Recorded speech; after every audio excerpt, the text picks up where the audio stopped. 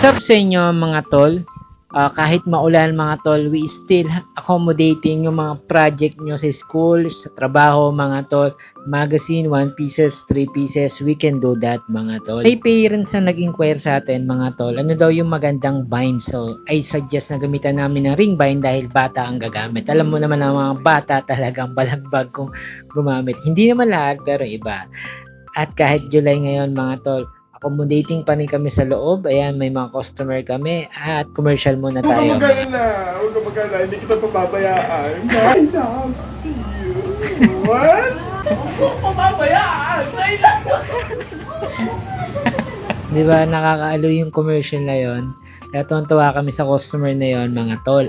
At ito yung newly product namin. May pumasok na customer sa amin. Kailangan niya ng perfect bind. Kailangan niya na notebook bind, dalawa. So we accommodate yung customer at ito yung final output namin ng trabaho.